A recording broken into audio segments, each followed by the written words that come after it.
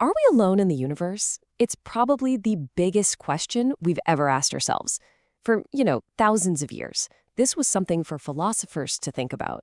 But today, it's a question for scientists. So let's dive in and really look at the evidence on both sides of this incredible cosmic debate. To even start to wrap your head around this, you have to begin with the scale. Just look at this number, 400 billion. That's the best guess for how many stars are in our home galaxy, the Milky Way, alone. And our galaxy? It's just one of literally trillions out there. The numbers are they're staggering. And that mind-boggling scale leads us right to this question. It was famously asked by the physicist Enrico Fermi. If there are that many stars and that many chances for life to pop up, then why is it so quiet? Why haven't we heard a thing? This contradiction, well, that's the Fermi paradox, and it's the heart of the mystery we're unpacking today. Okay, so let's start with the optimistic take.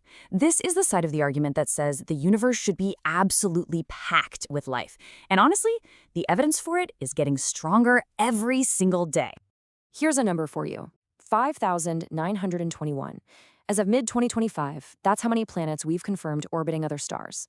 We call them exoplanets. And this number? It's always going up. I mean, think about it. Just a few decades ago, we didn't know for sure if any other stars had planets. Now, we know that planets are the rule, not the exception.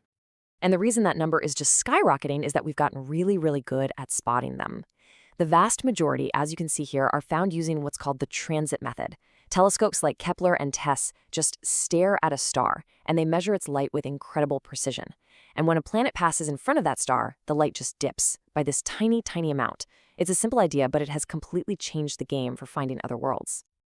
Now, if we take what we've seen in our little corner of the galaxy and we extrapolate that out, well, the estimated number of planets just in the Milky Way is, well, it's this, over 500 billion. Let that sink in for a second. That means there are likely way more planets than there are stars. The sheer amount of cosmic real estate out there is just immense.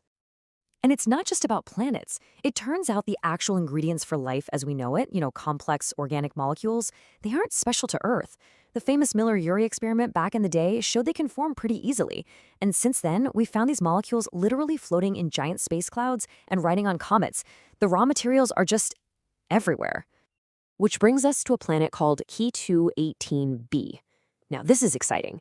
Scientists recently pointed the Webb telescope at it and detected something called dimethyl sulfide in its atmosphere. So why is that a big deal? Well, because here on Earth, that chemical is almost exclusively made by living things, mostly marine life. It's what we call a potential biosignature, a really tantalizing clue that we might have found something. But, okay, for every argument that life should be common, there's a really powerful counterargument. And this is where we get into a much more sobering idea, known as the rare earth hypothesis. The core idea here is actually pretty simple. While, basic slime or microbial life might be pretty common out there, evolving complex, intelligent creatures like us, well, that requires winning a kind of cosmic lottery. It's not enough to just have a planet.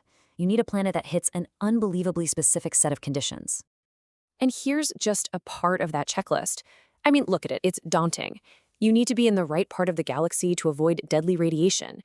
You need a nice, stable star, not one that's constantly flaring. You need the right kind of planetary neighbors, the right size, a big moon to keep your planet from wobbling all over the place, and even something like plate tectonics to regulate your climate. If you miss even one of these, the argument goes, complex life just might not be possible. Let's just focus on that first one, your galactic address. This chart shows the problem perfectly. Most of our galaxy is actually a death trap. The center is just flooded with radiation. The outer edges don't have enough of the heavy elements you need to build rocky planets in the first place. So you're left with this surprisingly narrow little ring, the habitable zone, which contains only about 10% of all the stars. So for a long time, that rare earth checklist seemed like a pretty slam dunk case against aliens. But here's the thing about science. It never stands still. And a lot of recent discoveries are starting to poke some serious holes in these supposedly essential requirements. So take Jupiter, for example. We've all heard the story, right? Jupiter is our big bodyguard, our celestial vacuum cleaner, sucking up dangerous asteroids. For years, we thought that was crucial. But newer computer models, they show a much fuzzier picture. Turns out, Jupiter's massive gravity might actually sling just as many asteroids towards us as it blocks. So what we thought was a hard rule is now very much up for debate. And how about plate tectonics?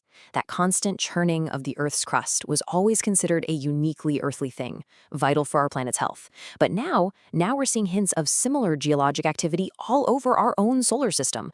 We're talking Mars, Jupiter's moon Europa, even on Pluto's tiny moon, Charon. So maybe it's not so rare after all. And our moon. It was formed from this freak, violent collision in the early solar system. Surely that's a rare event, right? Well, maybe, maybe not. Those kinds of giant impacts might have been more common than we thought. And even if they were, new climate models are suggesting that a planet without a large moon could still have pretty stable and habitable climates. So all of this questioning of the old rules, it forces us to think bigger. If the checklist for an Earth twin is maybe too restrictive, then maybe we've been looking in all the wrong places. We're starting to realize that life might not need a sunny beach at all. It could be thriving right now, at this very moment, in the dark, warm oceans we think are hiding under the ice shells of moons like Europa and Enceladus, or maybe on giant moons like Ganymede or Titan. The universe might just have way more cozy little homes for life than we ever dreamed of. But this brings us right back to where we started. We have more planets, more possibilities, a checklist that seems to be getting shorter, and yet we're still left with that same profound, unanswered question. The silence is just deafening. With all of this potential for life, the fact that the universe seems completely empty and quiet is actually deeply weird. And it suggests that maybe, just maybe, there's some kind of barrier that we haven't thought about yet. That barrier has a name. It's called the Great Filter. It's this idea that somewhere in the long, long journey from non-living chemicals to a star-faring civilization, there's at least one step that is almost impossibly difficult to get past: a wall. So what could a filter be? Well, it might be the leap from simple single cells to complex, multicellular life. That step took billions of years here on Earth. It could be the evolution of intelligence itself. Or, and this is the really scary one, the filter could be the challenge of surviving your own technology, of not wiping yourself out. And that leaves us with the ultimate, kind of chilling question. When we look out at the silent cosmos, are we looking at a graveyard? A universe full of civilizations that failed, meaning that we are the lucky first ones to have made it past the Great Filter? Or are we looking at our own future? Is the silence a warning that the hardest test is actually still ahead of us? The answer, whatever it ends up being, is going to change everything we think we know about our place in the universe. Thanks so much for joining me.